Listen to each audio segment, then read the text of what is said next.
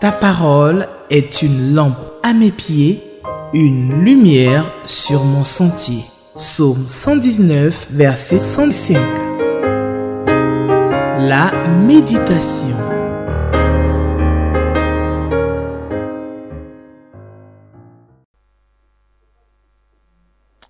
Amis téléspectateurs d'Espérance TV, bien-aimés dans le Seigneur, nous vous saluons dans le précieux nom de notre Seigneur Jésus. Soyez richement bénis encore ce matin, en ce jour du samedi 17 août 2024. Nous voulons encore une fois rendre grâce à Dieu parce que c'est lui encore qui a veillé sur nous tout au long de cette nuit et qui nous permet d'être là au rang des vivants ce matin. C'est pourquoi nous devons lui dire merci en tout temps et en toutes circonstances. Nous voulons bénir Dieu pour Espérance TV pour le salut du monde. Oui, nous bénissons Dieu pour tous ceux qui œuvrent, n'est-ce pas, pour que cette télévision émette ça et que le salut du monde soit une réalité pour la multitude au nom de Jésus.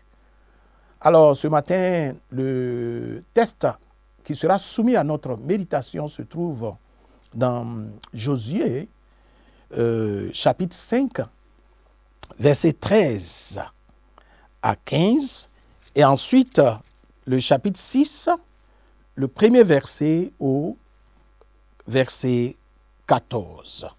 Alors, donc, nous serons à cheval sur deux chapitres, donc. Alors, avant toute chose, nous voulons prier.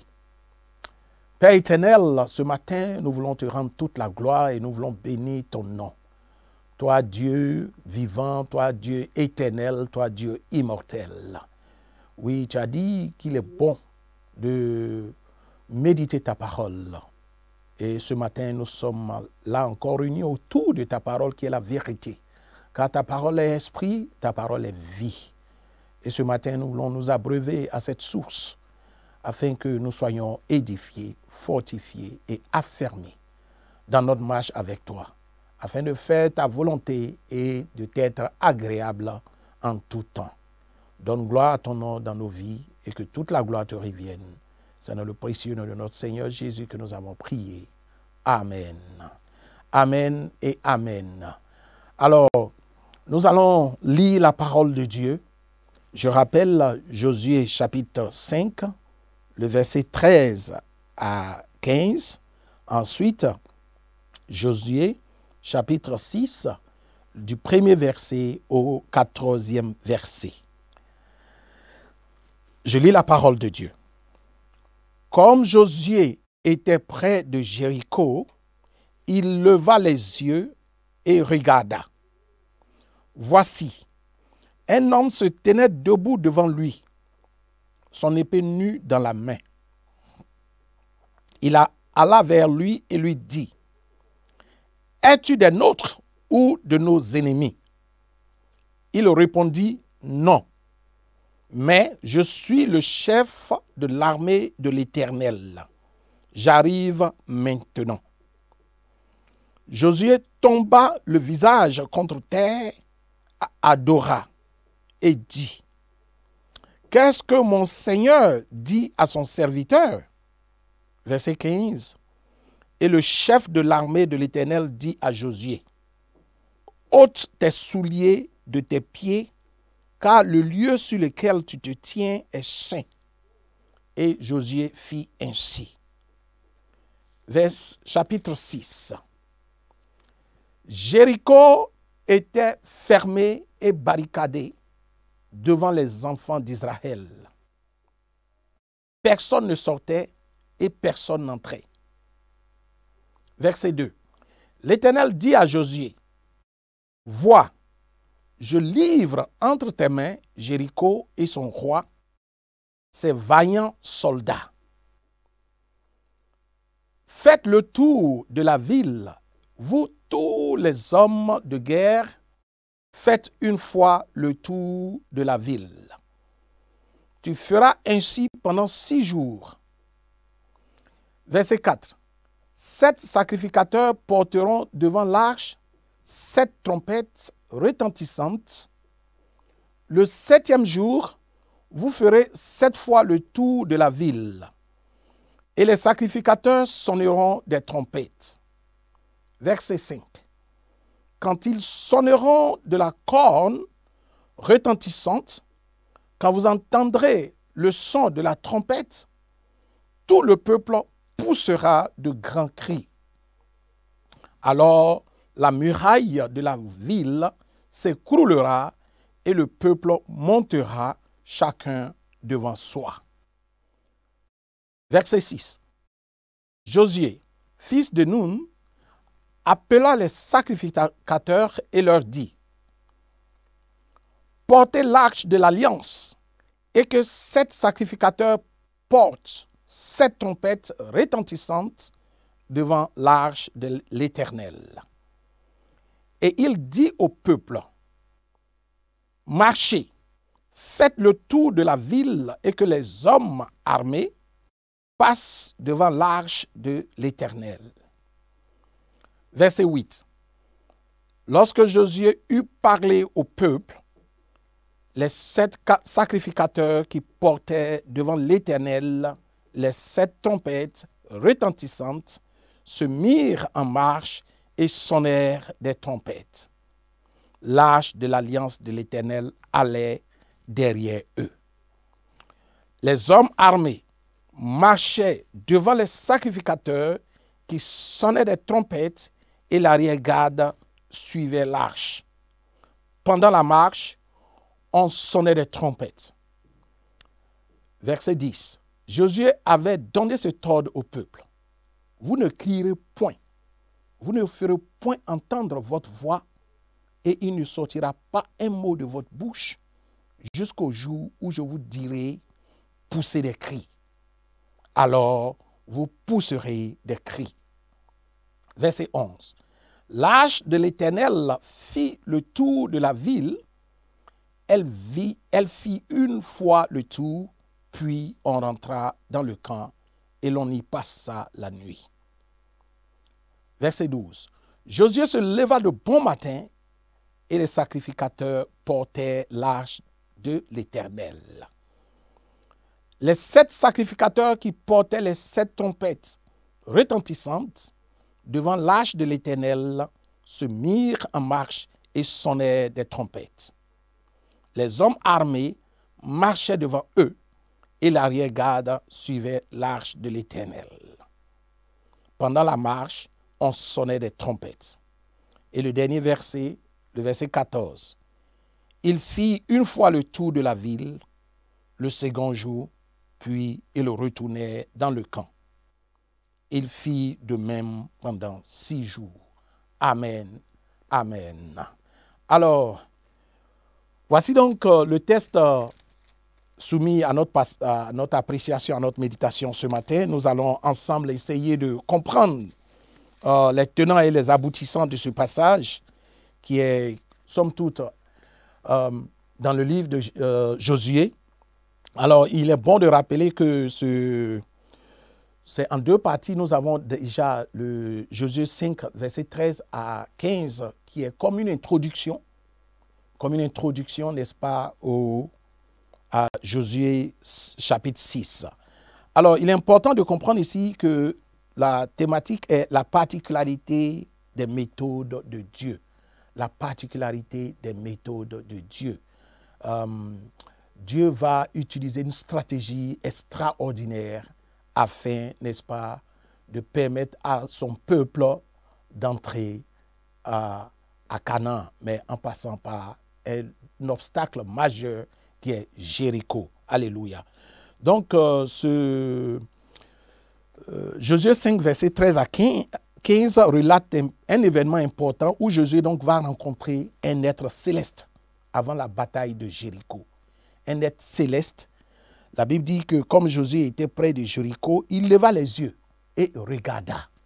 Lorsqu'il l'a regardé, voici, la Bible dit voici, un homme se tenait debout devant lui, son épée nue dans la main. Alléluia. Déjà, l'élément que nous voyons ici nous inspire déjà un contexte de guerre, parce que le lexique qui est utilisé ici est un lexique de guerre. Un homme qui se tenait donc devant lui, son épée nue dans la main. Alléluia. Alors, Josué donc va faire la rencontre de ce personnage qui se présente comme le chef de l'armée de l'Éternel. Alors, il donne son identité. Parce que Josué, à la base, croyait que c'était un ennemi. Et il va se rendre à l'évidence que c'est un allié, un ami. Qu'en réalité, c'est le chef de l'armée de l'Éternel. Certaines versions le présentent comme étant une théophanie ou une apparition de Dieu sous une forme visible. Mais à tout le moins, c'est un ange spécial que Dieu a envoyé pour combattre pour son peuple. Cette rencontre aussi nous rappelle un épisode très intéressant parce qu'il est bon de faire le parallèle avec l'expérience de Moïse avec le buisson Adam. Parce que ce sera pratiquement dans le même contexte où il fut également demandé à Moïse d'enlever ses sandales. Moïse donc va enlever ses sandales et ici, le chef de l'armée de l'Éternel dit à Josué aussi, ôte tes souliers de tes pieds, car le lieu sur lequel tu te tiens est saint. Alléluia. Ici, nous voyons que c'est Dieu lui-même qui, au travers, n'est-ce pas, de son ange, son armée, le chef de son armée qui va venir combattre. Et Josué fit ainsi. Alors, il est important de rappeler que ce sont les préparatifs pour la conquête, n'est-ce pas, de Jéricho. Alors, le chapitre 6 va nous emmener à comprendre véritablement comment Dieu va se comporter afin d'arriver à cette situation, à préparer son peuple pour entrer à Jéricho. Et surtout, la stratégie de guerre qui sera mise en place. Et cette stratégie, elle est extraordinaire parce qu'elle défie les règles, je veux dire, de l'armée, de toute une armée, de la science et de la logique humaine, de la force humaine, de la capacité humaine, de tout, c'est au-delà de tout entendement et de toute compréhension. Alors, nous allons voir cela dans la première partie, donc la partie 1, que nous avons appelée, n'est-ce pas, la préparation de la conquête de Jéricho. Et nous avons donc la deuxième partie qui est l'obéissance aux ordonnances, aux commandements et aux instructions de Dieu. Alléluia. Alors, nous allons commencer par le chapitre 6, verset 1. Alors, il faut comprendre que Josué, ici, nous rappelle que véritablement, il est un chef de l'armée. Un chef de l'armée à partir du verset 1. Et nous comprenons systématiquement que Jéricho était fermé et barricadé devant les enfants d'Israël. La Bible dit que Jéricho était fermé et barricadé. Fermé et barricadé. Waouh! Cela nous montre ici que Jéricho était une forteresse. Et il était difficile d'y avoir accès. Et ces murs, ici, ces murs étaient des murs pratiquement imprenables. Mais l'idée de ce que personne ne sortait et personne n'entrait montre un peu, je vais dire, la difficulté qu'il fallait, qui se trouvait à conquérir, n'est-ce pas, ce territoire ou avoir accès à cet espace-là avant d'arriver à Canaan. Alors l'Éternel va dire à Josué, il dit, vois, je livre en tes mains Jéricho et son roi, ses vaillants soldats. Voici la promesse faite à Dieu, à Josué par Dieu lui-même. Dieu fait cette promesse. Il dit, je livre en tes mains, aujourd'hui même, entre tes mains, je livre Jéricho, son roi et son armée. Voici la promesse. Et le défi était Jéricho. Le défi était le roi de Jéricho. Le défi était l'armée de Jéricho. Mais le défi était aussi la forteresse. Alors, mais Dieu fait cette promesse à Josué. Il dit, je te livre je livre entre tes mains Jéricho, son roi et son armée. Alléluia. Alors, après cette promesse, Dieu va donc donner des instructions, une stratégie. Une stratégie. Il dit, faites le tour de la ville. Vous tous les hommes de guerre, faites une fois le tour de la ville. Ça, c'était le premier élément. Ensuite, tu feras ainsi pendant 6 jours. Ça veut dire, fais le tour de la ville pendant 6 jours. Une fois. Et 7 sacrificateurs porteront devant l'arche 7 trompettes retentissantes. Donc, c'est toujours la stratégie. Le 7e jour, qui est le jour fatidique, vous ferez 7 fois le tour de la ville et alors les sacrificateurs sonneront des trompettes. Alléluia. Alors, voici donc la stratégie. Et il rappelle, il ajoute que au verset 5, quand ils sonneront de la corne retentissante, quand vous entendrez le son de la trompette, tout le peuple alors va donc pousser des grands cris. Alors la muraille de la ville s'écroulera et le peuple montera chacun devant soi. Alléluia. Donc voici donc la stratégie qui a été mise en place par Dieu lui-même, mais qui a été confiée à Josué afin d'être mise en application. Et c'est ce que Josué donc va faire. Alors Josué donc au verset 6, nous apprenons que Josué, fils de Nun, va donc appeler les sacrificateurs et il va disposer toutes choses selon les directives reçues de l'Éternel. Il dit au peuple, marchez, faites le tour de la ville au verset 7 et que les hommes armés passent devant l'arche de l'Éternel. Et il est important ici de comprendre la symbolique de l'arche de l'Éternel. Tout à l'heure, nous allons arriver là. L'arche de l'Éternel était la présence de Dieu parmi son peuple. Alors, lorsque Josué eut parlé au peuple, les 7 sacrificateurs qui portaient devant l'Éternel les 7 trompettes retentissantes se mirent, n'est-ce pas, en marche et sonnèrent des trompettes. L'arche de l'alliance de l'Éternel allait derrière eux. C'est-à-dire, il faut comprendre une chose. La Bible dit que l'obéissance vaut mieux que les sacrifices. Josué et toute son armée et tout le peuple étaient dans l'obéissance de ce que Dieu avait prescrit. Il y avait d'abord une première dimension, c'était l'obéissance à ce que Dieu avait recommandé. Et un deuxième niveau, c'est la foi en ce Dieu qui ne change pas. Il est le Dieu des armées. Il est celui qui combat pour nous. Et Josué savait que l'ange de l'Éternel était avec eux. Il n'avait aucune crainte et que le Seigneur était avec lui. Dieu, le Dieu des armées, il est Jéhovah Sabaoth. Il est Jéhovah Gibor. C'est lui qui combat pour nous. Ce combat-là, il n'est pas à nous. Ce combat, il n'est pas à toi, mon frère. Ce combat, il n'est pas à toi, ma soeur. Fléchis les genoux. Crie à ton Dieu. C'est lui qui va combattre pour toi. Alléluia. Alors, les hommes armés donc marchaient devant les sacrificateurs qui sonnaient des trompettes. Et je vais vous dire une chose, bien-aimés dans le Seigneur. Ce que Dieu avait demandé a été exactement mis en application. Et comme ça a été mis en application, ce qui va s'en suivre ne sera qu'éventuellement la victoire. Alléluia. Mais ce matin, il faut bien comprendre. Nous allons essayer de traduire quelques éléments rapidement pour mieux comprendre quelques réalités.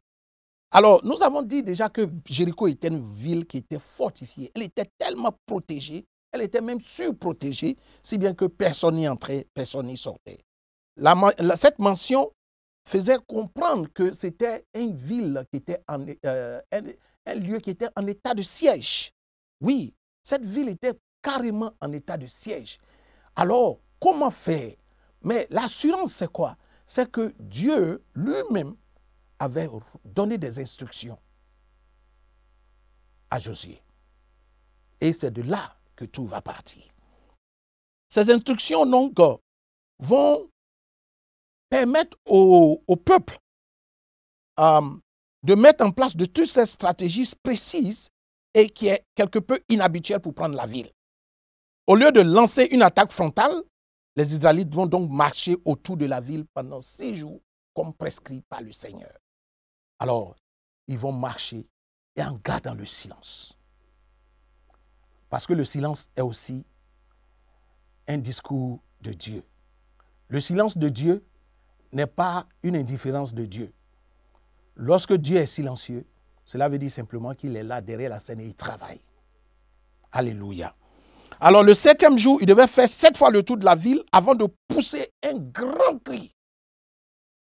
Alors ces instructions ont été suivies à la lettre et la victoire était inévitable. La deuxième partie parle donc de l'obéissance et de la foi, comme nous l'avons dit précédemment. L'obéissance au commandement de Dieu, aux instructions de Dieu, à ce que Dieu avait prescrit pour son peuple et qui a été suivi à la lettre, sans même enlever quoi que ce soit.